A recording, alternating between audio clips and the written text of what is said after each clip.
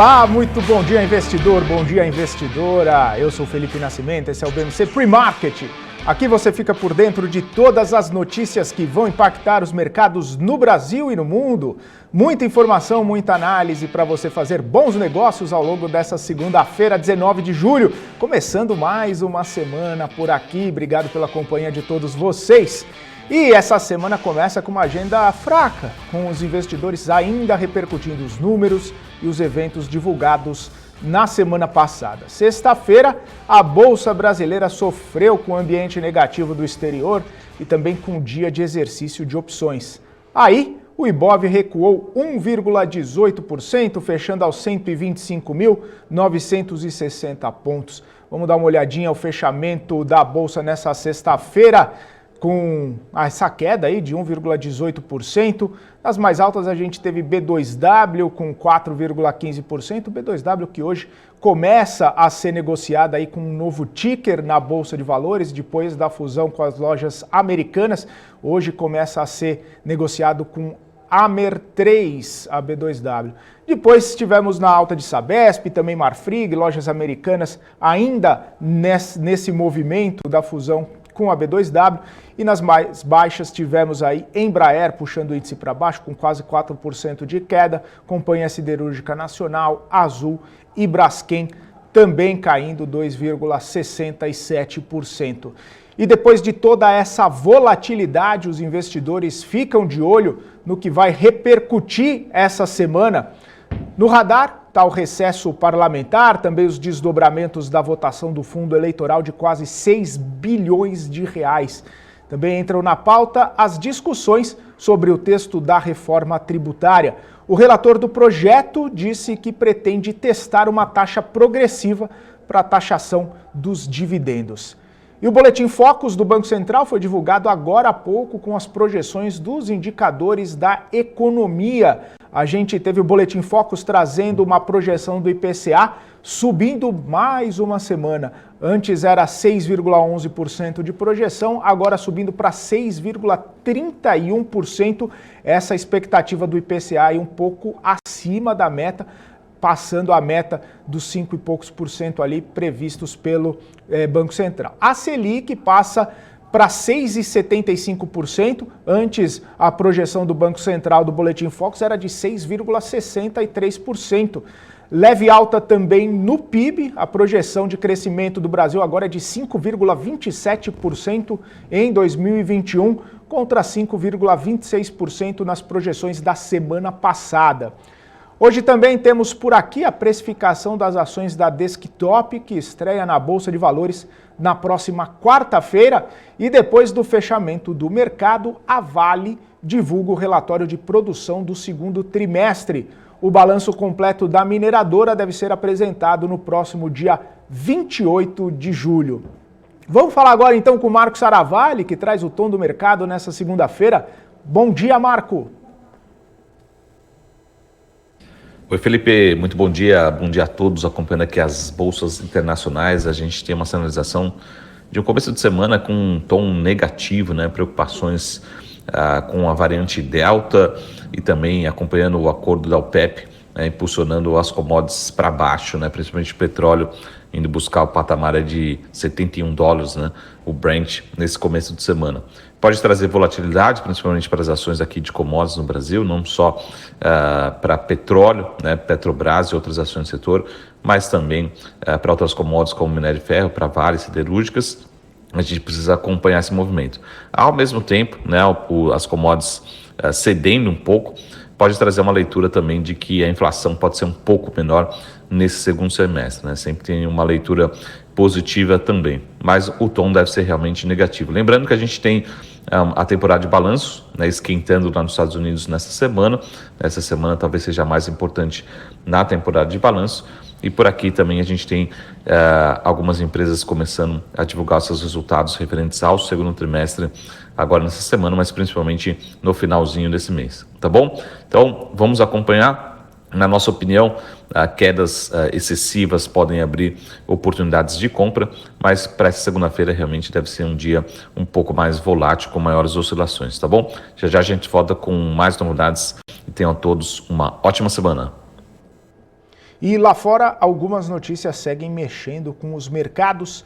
Na Europa, hoje começa o afrouxamento das restrições no Reino Unido. As pessoas não precisam mais usar máscara na rua, apenas em locais fechados e também no transporte público. A medida vem ao mesmo tempo que a variante Delta segue assustando alguns países, que vem a disseminação da nova cepa. A cautela nos mercados se dá por conta do nível de transmissibilidade dessa variante e da preocupação de que ela possa desacelerar ou até mesmo frear completamente o movimento de reabertura que tem sido registrado nas economias mundiais. O governo francês voltou atrás em seus planos de expandir o uso de certificados de vacinação para viagens e os habitantes do Reino Unido e também do país de Gales que retornam à França vão ter que passar por um período de quarentena, isso a partir de hoje lá na França. Vamos dar uma olhadinha como estão operando as bolsas europeias nesse momento? Vamos ver como estão sendo impactadas aí por conta de toda essa questão. Todas as bolsas europeias caindo mais de 2% nesse momento. FTSE no Reino Unido caindo 2%, CAC na França caindo 2,33%, DAX no Reino Unido caindo 2,55%, sendo bastante amassadas as bolsas, e o índice Eurostock, que reúne as 600 maiores empresas da região, está caindo 2,47%, bastante pressionadas aí também pela questão da variante Delta, também a produção de petróleo, e isso acabou também impactando no fechamento das bolsas asiáticas. As bolsas asiáticas fecharam majoritariamente em queda, com toda essa situação do coronavírus, com toda essa questão aí da OPEP+, aumentando a produção de petróleo. Xangai na China, praticamente estável ali, mas caiu 0,01%. O índice Nikkei no Japão caiu 1,25% e o índice Hang Seng em Hong Kong caiu 1,84%. Os mercados ainda bastante cautelosos, sentindo bastante aí toda essa pressão por conta do coronavírus. E como eu estava falando, essa questão aí da OPEP+, no domingo, a OPEP+, chegou ao acordo de reduzir os cortes na produção de petróleo em 5,8 milhões de barris diários até setembro de 2022. A OPEP afirmou que a expansão coordenada na produção de petróleo deve se iniciar agora no próximo mês de agosto, com uma elevação de 400 mil barris de petróleo todos os meses até chegar naquela marca de 5,8 bilhões de barris. Até esse momento de 2021, o barril de petróleo Brent subiu mais de 40%, em meio a essa alta demanda com a retomada da economia após o impacto do coronavírus. Com a nova produção, os preços do petróleo caem nessa segunda-feira, chegando aí aos $71 o barril do Brent, que é o índice de referência aí para a Petrobras e outras petrolíferas brasileiras também. Os mercados internacionais também estão repercutindo os resultados das empresas americanas no segundo trimestre. Um levantamento feito por lá mostra que 87% das empresas do S&P que já divulgaram seus resultados trouxeram números acima do esperado. As empresas da Nasdaq, que também já trouxeram seus resultados, 71% delas vieram acima da expectativa. Nessa semana, mais empresas seguem divulgando seus resultados operacionais. E um dado interessante é que nas teleconferências de apresentação dos resultados, a maioria dos gestores, dos diretores, fala sobre a inflação e o caráter temporário. Esse caráter temporário, inclusive, tem sido reafirmado dia após dia pelo presidente do Banco Central americano, Jerome Powell. A inflação tem sido uma grande preocupação lá nos Estados Unidos e tem impactado, sim, os resultados das empresas, tem alertado, sim, os gestores e todos os diretores que apresentam os resultados. Vamos dar uma olhadinha como é que estão aí os futuros lá nos Estados Unidos. Futuros americanos, Dow Jones caindo 1,41%, S&P caindo 1,13% e a Nasdaq caindo 0,86%. Nesse movimento global de queda nas bolsas, a gente tem aí essa grande preocupação trazendo uma certa aflição, uma certa cautela, uma certa vontade de desfazer dos ativos de risco, né? Trazendo aí queda nas bolsas mundiais. E agora, então, o Marco Saravalli vai trazer para a gente o gráfico do dia, onde ele mostra o desempenho da Bolsa Americana e também das Treasuries por lá, aqueles índices de 10 anos, né? Os bonds de 10 anos. Conta para a gente aí, Marco. Nosso gráfico do dia, a gente tem o desempenho da Bolsa Americana, medido pelo índice S&P 500, e também o desempenho, o rendimento dos títulos de 10 anos americanos, né, medido aí pelo yield, tá? Mas a gente consegue ver recentemente aí uma correlação negativa, né, como a gente viu ali em fevereiro, março desse ano, quando o yield estava subindo bastante e as bolsas estavam um pouco mais voláteis, e no curto prazo agora os yields cedendo, né, de 10 anos caindo um pouco e sustentando talvez o patamar da Bolsa Americana. Muito importante acompanhar esse gráfico aqui, principalmente a Bolsa Americana e o rendimento dos títulos, para entender um pouco da percepção de como o mercado está precificando, né, a política monetária ao longo dos próximos meses, ao longo dos próximos anos, tá? Trazendo também, podendo trazer algum fôlego adicional para as bolsas internacionais, principalmente as bolsas americanas, tá? No curto prazo a gente vê realmente uma sustentação aí da Bolsa Americana e essa queda aí dos yields de 10 anos por lá, tá bom? Então esse foi o nosso gráfico do dia. Tenham a todos uma ótima semana e a gente se vê em breve. Até mais, tchau! Vamos agora aos destaques corporativos dessa segunda-feira. Como a gente falou mais cedo, a partir de hoje a B2W passa a ser negociada com o código AMER3 na Bolsa de Valores. A empresa passa a representar não somente os ativos digitais das lojas americanas, mas também os físicos, enquanto LAME3 e LAME4, que são os tickers aí das lojas americanas, passam a ser a holding da companhia. O Conselho de Administração da Tegma decidiu por unanimidade rejeitar a proposta não solicitada de combinação de negócios apresentada há algum tempo pela JSL, controlada da Simpar. O assessor financeiro da Tegma concluiu que os termos da oferta, cerca de 989 milhões de reais, além de uma parte em ações da empresa, não refletem o valor adequado da companhia. A JSL divulgou um fato relevante agora de manhã, informando que reforça que vai seguir executando o seu planejamento estratégico de aquisições, independente de dar certo ou não essa operação de combinação com a Tegma. O Enjoei informou que os fundos de investimentos geridos pelo Morgan Stanley atingiram uma participação de 5,2% das ações ordinárias emitidas pela companhia. Mais um destaque corporativo, a Petrobras atingiu no mês de junho o recorde histórico na oferta de gás natural liquefeito, com volume instantâneo de 42 milhões de metros cúbicos por dia. O aumento ocorreu em função do maior despacho de usinas térmicas no país, diante aí da pior crise hídrica que atingiu o país nos últimos 91 anos.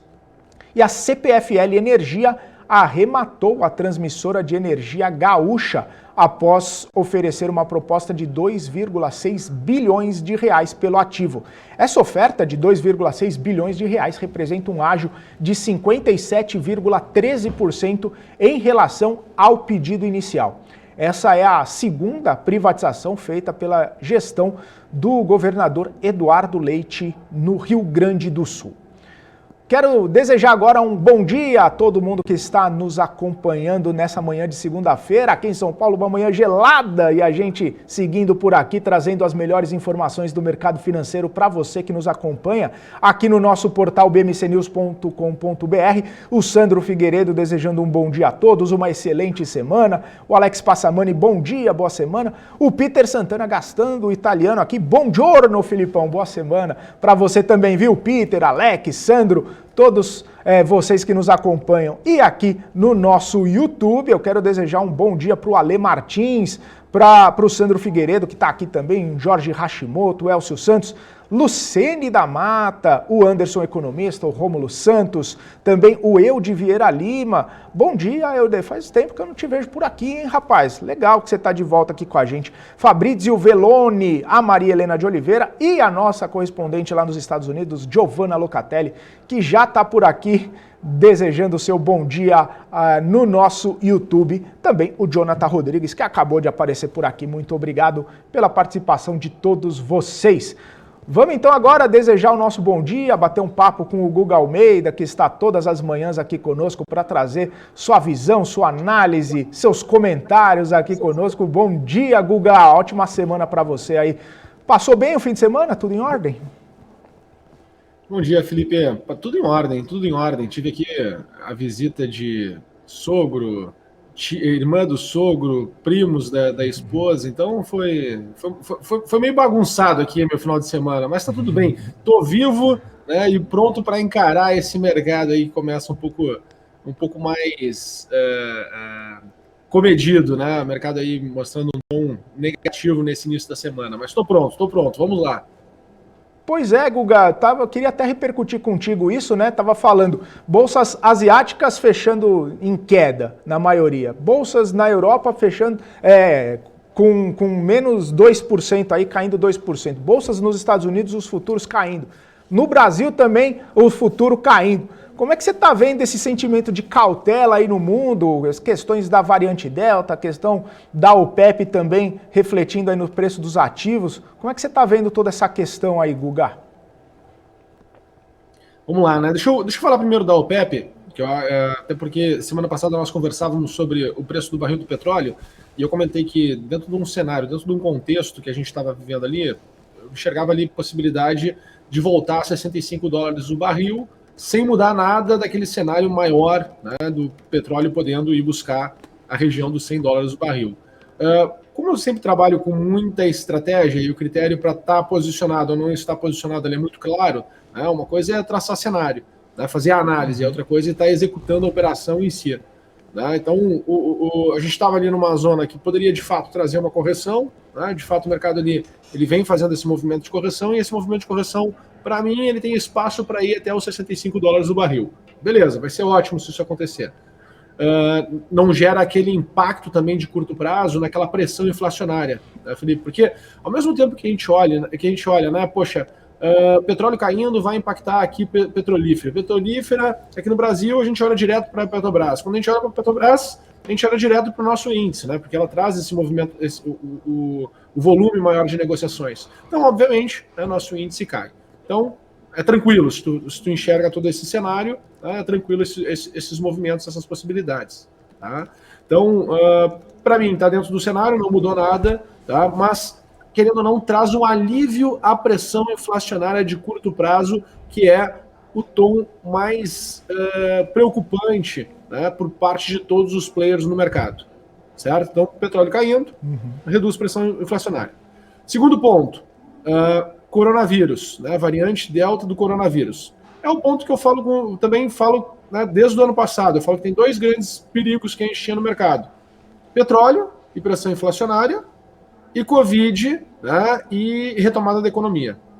Acaba que também esse momento, né, em relação à variante Delta é preocupante. Eu acho que as derivadas disso podem ser bem preocupantes. Né, querendo ou não, hoje, né, é o dia da reabertura lá na Europa. Né? Então, poxa, você tem essa preocupação junto com o reopen lá fora. Quando tu pensa nesse ponto, né, o que tu poderia ter? Uma intensificação nessa questão da pressão inflacionária. Vem a variante Delta, o mercado começa a olhar, puxa, será que vai, será que não vai ter essa retomada? Querendo ou não, também dá um alívio nessa questão da pressão inflacionária. Então, se tu for ver, esses dois movimentos, eles vão trazer, de certa forma, né, uma narrativa ao longo dessa semana do, opa, será que essa inflação, né, não vai ter um aliado aí para ela dar uma folguinha? Né? Só que o que acontece também? Acaba que no curto prazo traz um pouco de um baldezinho de água fria nos participantes do mercado. Por quê? Porque o mercado está num período de otimismo.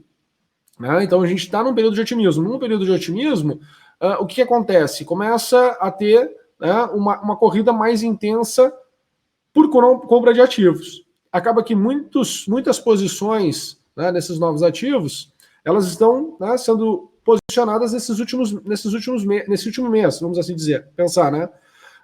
E aí acaba que essas posições elas sofrem alguma correção. Então, a gente vê aí essa abertura um pouco mais tensa. Quando eu olho para o meu índice, deixa eu compartilhar com vocês aqui minha tela. Boa. Quando eu olho para o meu índice, essa abertura ela acabou iniciando num nível que me deixa um pouquinho incomodado, tá? Eu acho que essa correção ela tende a se intensificar e a gente pode sim observar essa correção acontecer até a região ali dos 121.500 pontos, tá? Mas olha que interessante, correção do mercado com muita intensidade e tudo mais, é o mercado voltar para 121 mil pontos. Tá? Não estou falando lá de 110, não estou falando de 100 mil pontos, estou falando de voltar a 120 mil pontos, tá? Eu acho totalmente possível isso acontecer, certo? Eu ficaria um pouco mais confortável em relação a essa queda, caso o mercado volte a trabalhar acima dos 125.350 pontos. Tá? Então anotem aí, acima dos 125.350 pontos, eu ficaria mais confortável e me mostraria que, de fato, o mercado está com muito apetite por compras. Né? A gente está trabalhando aqui, querendo ou não, nos mesmos patamares que nós estávamos trabalhando ali no dia 8 de julho, 6 de julho e 2 de julho. Né? Então a gente está trabalhando aqui mais ou menos nesses mesmos patamares de preço. Então o mercado nesse patamar, né, pode sim, né, ter um aumento aqui dos participantes na ponta compradora e voltar, né, a ter um movimento intenso de alta. Não duvido que isso possa acontecer, mas para acreditar e estar mais confortável com esse movimento, eu preciso que primeiro a gente venha trabalhar acima dessa região aqui de 125.350 pontos, que é uma região bem psicológica, tá? Ela é uma região onde é a correção de 90% desse movimento, não tem nada a ver como uma região de suporte, é muito mais o nível de preço, que é 90% da correção de toda essa alta que nós tivemos aqui, que foi do dia 8 de julho até o dia 14 de julho. Ô Guga, aproveita que você está dando uma olhadinha aí, né? Você trouxe aí essas projeções. A semana está com um calendário um pouco fraco aí, sem muita agenda, só o começo, né, da divulgação dos resultados. A gente tem também IGPM amanhã, tem o IPCS na sexta-feira, IPC, né, 15 na sexta-feira. Como que você está vendo essa semana aí de agenda fraca? Você acha que pode trazer bastante volatilidade para a Bolsa? Você acha que vai dar uma arrefecida aí em toda essa movimentação? Como é que você está vendo essa semana aí? Eu estou entendendo que, de fato, essa semana, querendo ou não, IGPM, a gente vai olhar IGPM e IPCA, então, querendo ou não, a gente vai olhar para a inflação, e uma vez olhando para a inflação, né, o mercado está muito focado, muito atento a esses dados. E eu acho que a gente vai começar a ter uma resposta um pouco mais positiva, tá?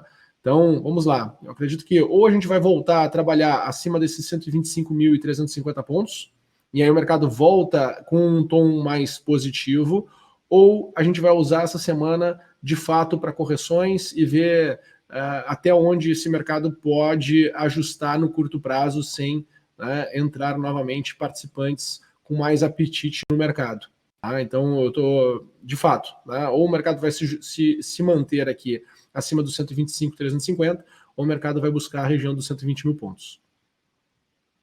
Ô Guga, aproveitando que você estava falando, né, a respeito de toda essa questão aí da OPEP, trouxe sua análise aí, podia dar uma olhadinha no gráfico da Petrobras para a gente, até para a gente entender um pouquinho aquela movimentação que você falou, se chegar nos 65 dólares o barril, se chegar um pouco acima desse valor aí, como que você projeta, né, a Petrobras aí nesses cenários?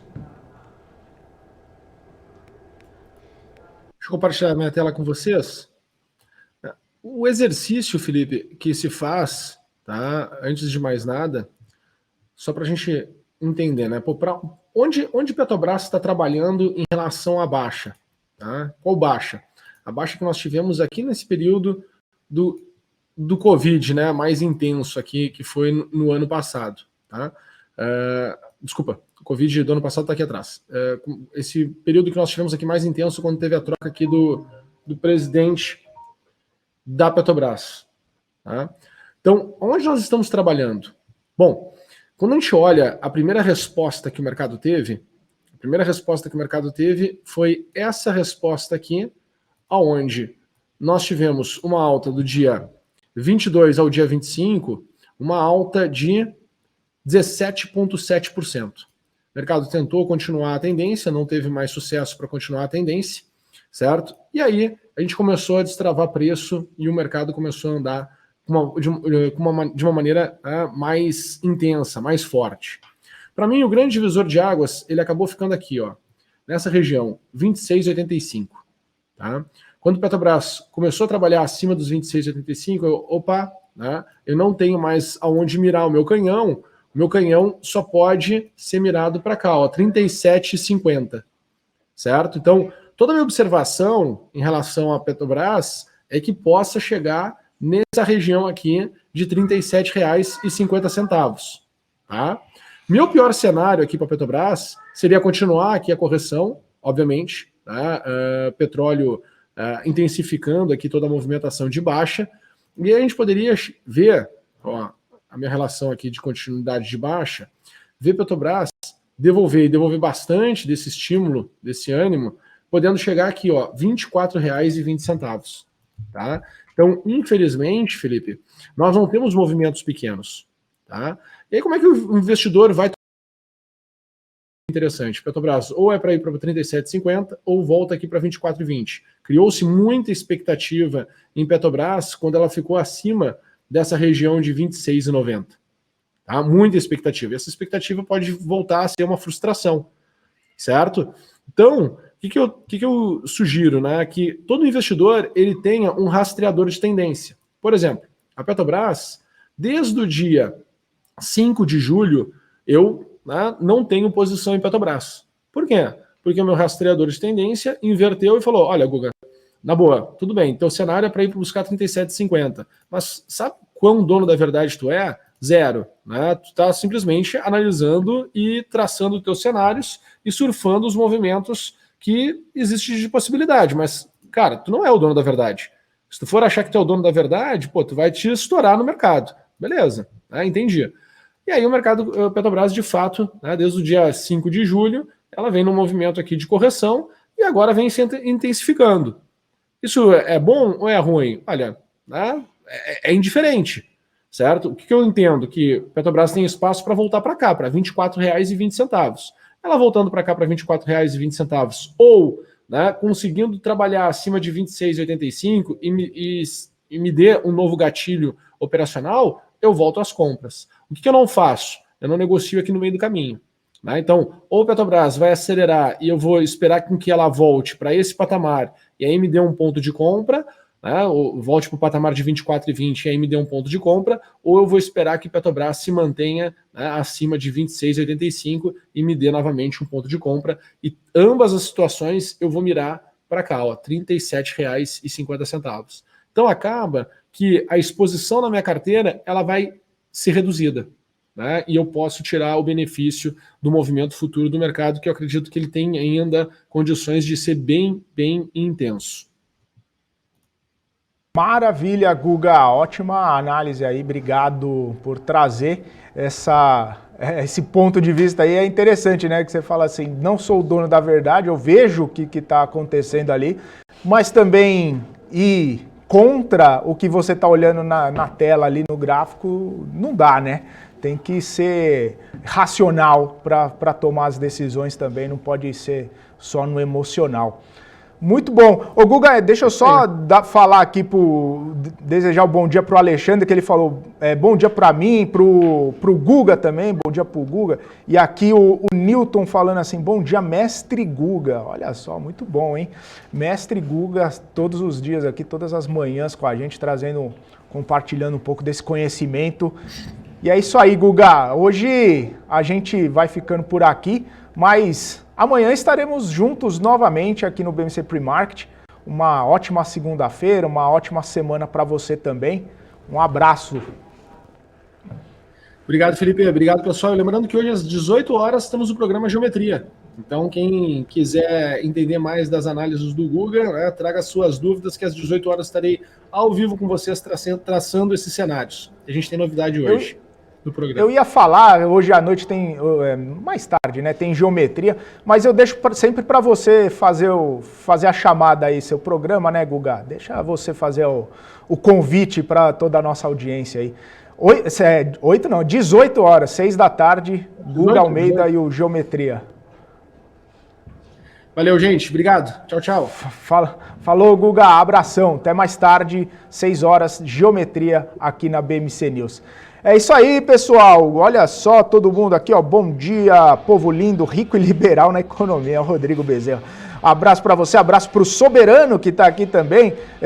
Leandro Teixeira, Wagner Stutz, Flávio Sandi, o João Felipe, a Karen Kaxur por aqui, Paulo Tamura, a Simone, o Paulo Yara, o Emerson Duarte, todo mundo por aqui, o Daniel Morales aparecendo por aqui, está aqui próximo, já preparado em aquecimento para entrar em campo daqui a pouquinho junto com a Paula Moraes, também com a Débora Oliveira, Giovanna Locatelli, todo o time do BMC News chegando aqui para trazer mais informações do mercado financeiro para vocês.